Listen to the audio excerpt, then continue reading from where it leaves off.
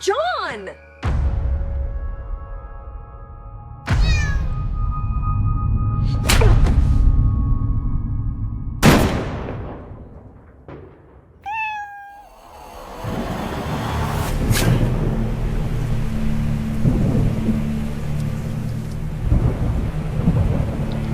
Do you have any idea what you just did? Meow. They called him the Baba Manyauga. A cat you send to hunt monsters. And now, he's awake. It's just a cat. That cat is John Whisk.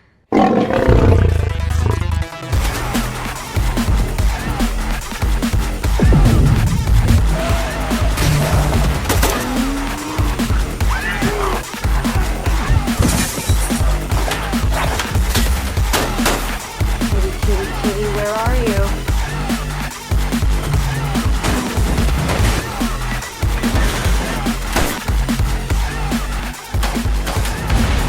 John Whisk!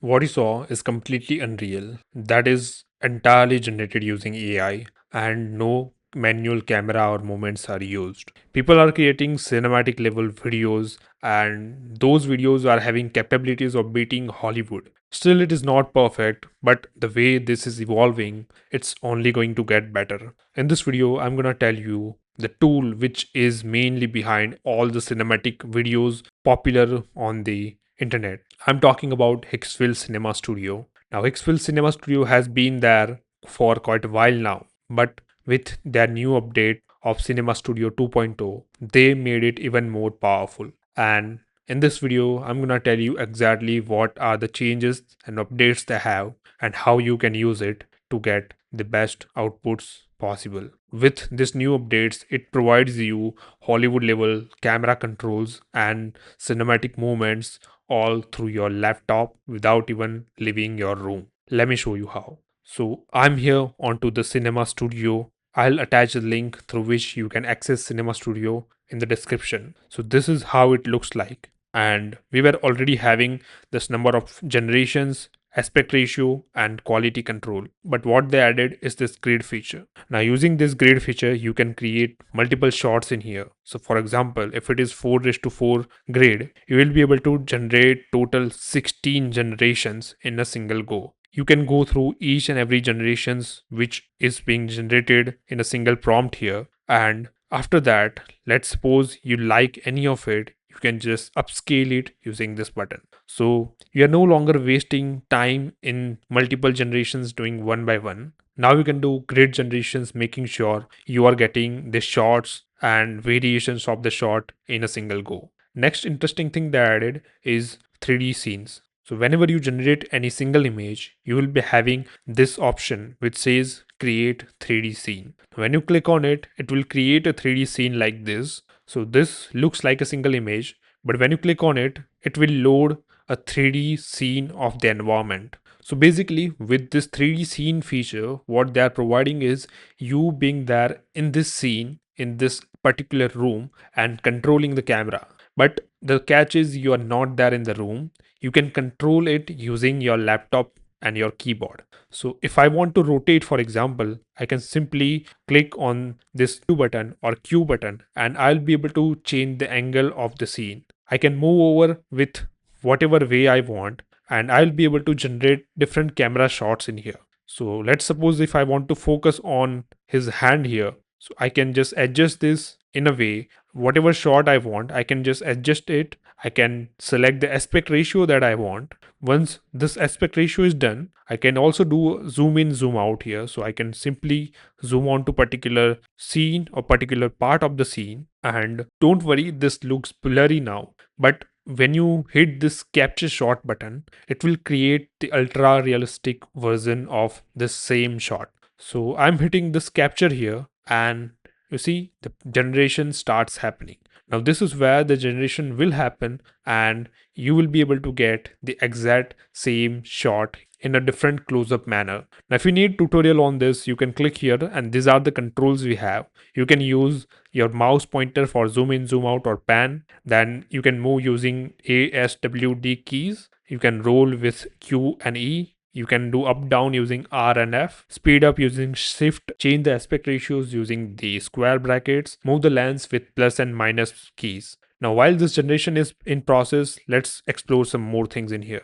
Now using this 3D scene feature, I have generated multiple shots in here. So for example, this was the original shot and I changed the angle of it, and you see everything stays same. Everything is consistent, just the camera placement is changed. One more interesting control that we are getting in Cinema Studio is the lighting feature. So for example, this is the image we were having, and when you want to relight it, you can simply click on this relight button, change the direction of the light that you want to set in. Let's say I'm setting it for the top, and I can change the color to red, and this is the generation I got. See, exact same position, exact same character, just the lighting direction change, the lighting color change, everything else remains consistent. That will give you very granular control on the way you want the lighting into your scene. One more interesting thing that they have is angles here. So using which you will be able to control the angle through which this shot is being taken. So you can select this camera anywhere from here. It will take zero point 0.2 credits for the generation, and it will change the angle of the shot that you are having. Let's suppose this is the image I was having, and I generated a top down shot of the same image. So character remains consistent, lighting remains consistent, just the angle has changed. Now there is one obvious law in here that the angle of the face change, but with a few shots in there and a few month of iterations into this, and this is going to completely be fine after that.